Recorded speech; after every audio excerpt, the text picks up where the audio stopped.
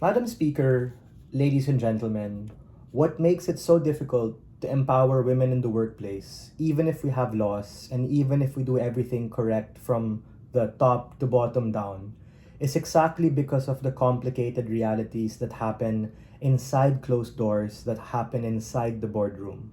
A lot of this debate just assumes that macro is good because it's a wider reach, and then the other side kind of goes, well, no, we got to do micro also, and that's important for it to be sustainable. But the nuance here is that it's less on women because regardless of who the women are, they already know that they want to aspire for these things. It's really because of men and other realities around them that shape this dynamic, that shape the way things are in the workplace. Meaning, at best, even if you have all of these seminars, all of these laws, and all of these grand movements coalescing together to tell them to do things or act in a certain way that we're here with you under feminism, it just makes it so especially difficult to be able to deal with those realities at a point in which it becomes contingent on your own reality as a woman. Meaning, every woman's experience in a particular company and a particular reality is different from that of another, and the point in which you use the same measure to be able to arbitrate success or failure, to be able to arbitrate happiness or not, becomes completely blind to the reality of these complex things, which Miguel talked about in its extension. I'll take you in a bit, POI via chat, promise I'll ask for it. In this whip speech, there are a couple of things I'm going to do.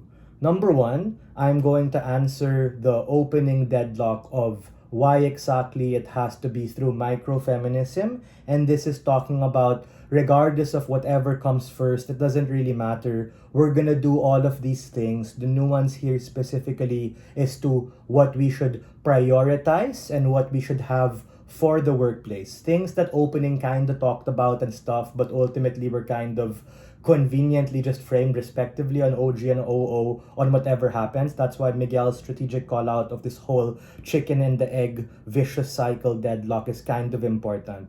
The second thing I'm going to say is that absent of what comes first, it's really a matter of priority, meaning being able to put particular effort, resources, and capacity to that particular regard. And we think that we have to deal with microfeminism first in order to allow women to feel recognized, to feel validated, and to feel comfortable within their own skin, even if you have a law, even if you don't have a law, because we understand, we agree with opening up, right? Like, this could happen in many different societies. It could be liberal and you have these laws, it could be conservative and you don't have these laws. And a lot of what you do in the boardroom and what happens in these societies are not contingent on external macro factors, which OO spent a bulk of time explaining, and that being important, but also really difficult because not everyone has the privilege, as opposed to creating this culture and identity wherein people actually give a shit and listen to you. But sure, Dylan, my friend, go for it.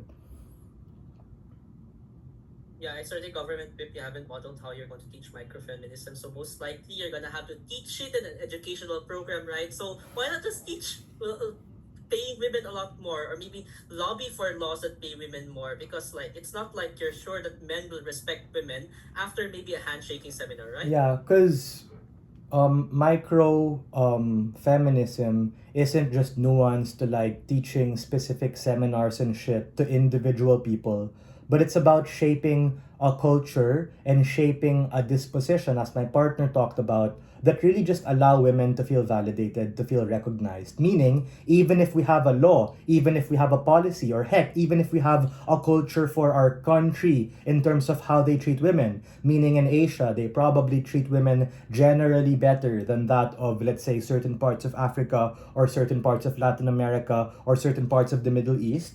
At least we want to be able to allow these women who exist in like this whole Overton window of many different spectrums and capacities. Because let's face it, right? Some people are more thick-skinned than others. Some women are more shy than others, meaning they all have different perceptions of how they carry themselves in the workplace. But the common denominator and what truly comes upstream is really being able to validate them and recognize them. And that's something that my partner talked about in his extension. That's particularly more important, and we have to prioritize and focus on that in the workplace more so that these ideas can actually come to fruition. Meaning, okay, we deprioritize things like lobbying and laws and all that. I'm not saying those aren't important, but the simple intuition pump is, do we really need to prioritize something that people are already seeing? That politicians, women all around the world, and even the feminist movement as a whole is already being able to do to be able to deal with those realities? And I think maybe not so much. Sure, we bite the harm that maybe some instances of that legislation might be slower, but at least on our side, women are able to be ready to be able to deal with that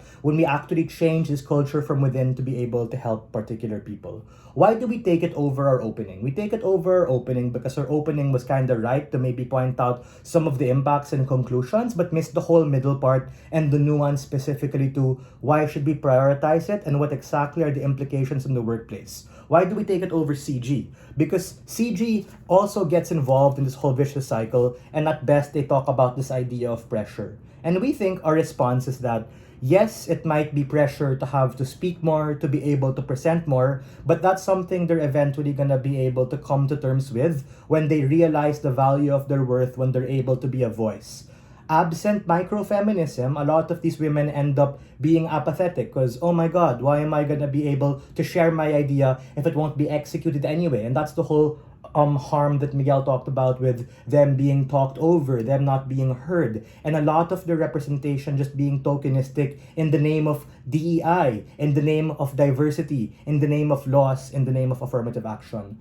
Why do we win the short diagonal exchange? Because we're able to respond to a lot of what they're saying and really tell you that even if you have a lot of these policies, it's not entirely sure to what extent that's going to trickle down to women. And even if it does, it might not necessarily create the corporate culture on an individual level of a woman and on a collective identity and that of the feminist movement as a whole, who form part and parcel of that. The sum is greater than the whole is greater than the sum of its parts. So uniquely, what you get from closing government is this idea that we need to be able to shape a culture and identity in order to allow women to truly be safe, and that can best happen through the lens of microfeminism, which is why exclusively in the workplace we want to prioritize it. We are very proud to propose.